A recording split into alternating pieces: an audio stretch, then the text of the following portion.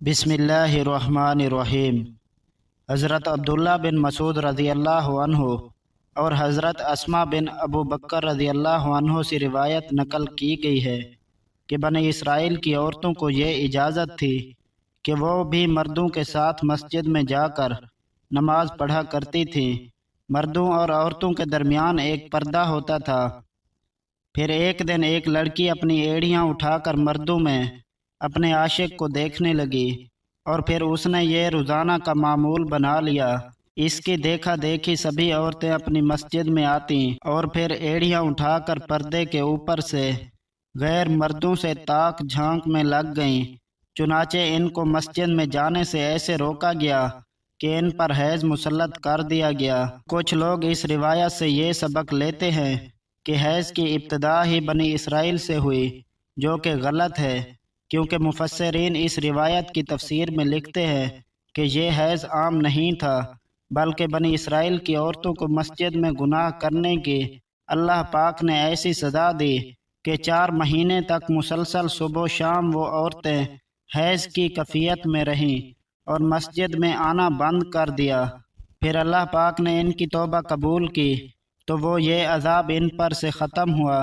صحیح احادیث مبارکہ سے یہ ثابت ہے کہ عورتوں میں حیض کی ابتدا روز اول سے ہے۔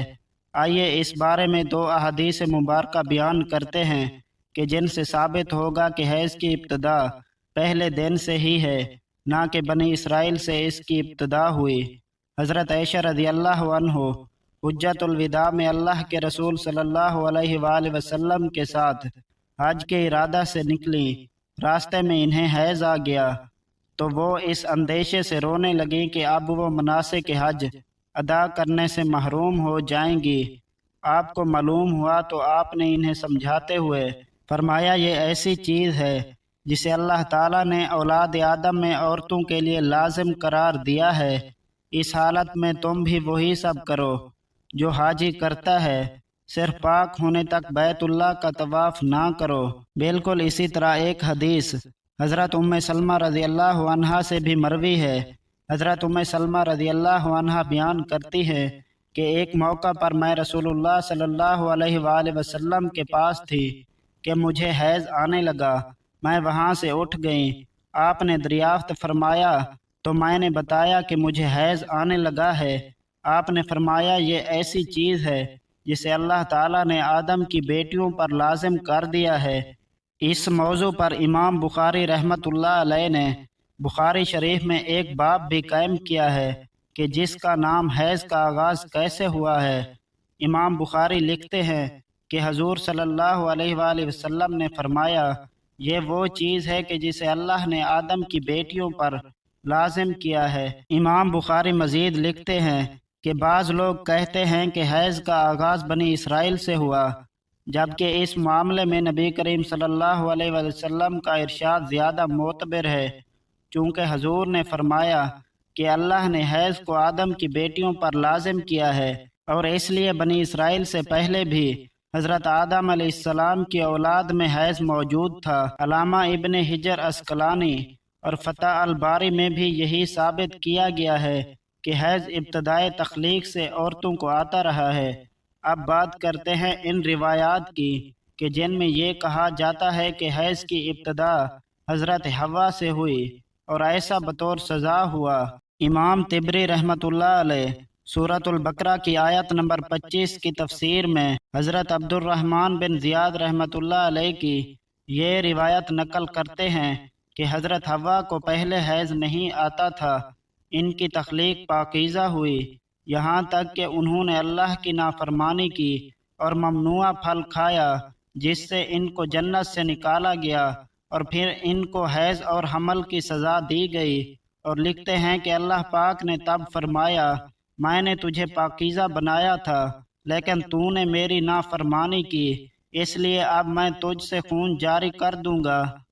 امام طبری کے علاوہ باقی تمام مفسرین نے ان روایات کو جھٹلایا ہے اور ان روایات کو غیر مستند اور ناقابل قبول کہا ہے۔ حیض دراصل ایک طبیعیاتی مظہر ہے جس سے ہر ماہ عورت بلوغت سے سن یاس تک 2 4 ہوتی ہیں اور اس کو صحت کی علامت سمجھا جاتا ہے۔ اس حیض کے خون سے ہی بچے کی پرورش کی جاتی ہے۔ یہ اللہ پاک کا نظام ہے۔ غیر حاملہ عورت کو اگر حیض نہ آئے تو اس کو بیماری کی علامت سمجھا جاتا ہے۔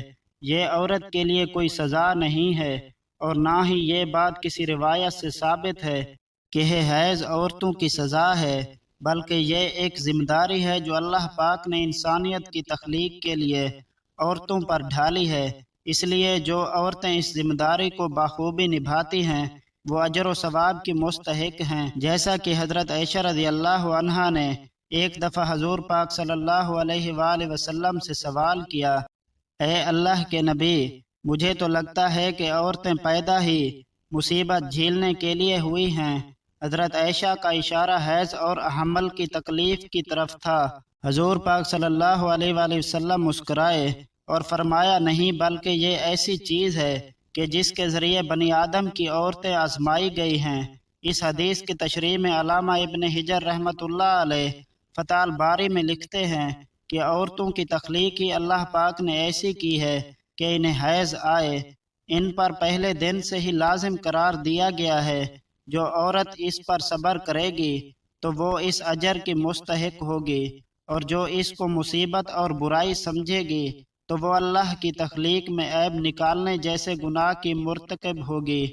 امید ہے کہ اب آپ جان چکے ہوں گے کہ نہ تو یہ کوئی سزا ہے عورتوں کی، اور نہ ہی اسے سزا کے طور پر حضرت حوا پر مسلط کیا گیا ہے، اور نہ ہی حیض بنی اسرائیل کی عورتوں سے شروع ہوا، بلکہ حیض و حمل تو اللہ پاک کی آزمائشیں عورتوں کے لیے، جن کا اللہ پاک بروز قیامت عورتوں کو اجر عطا فرمائے گا۔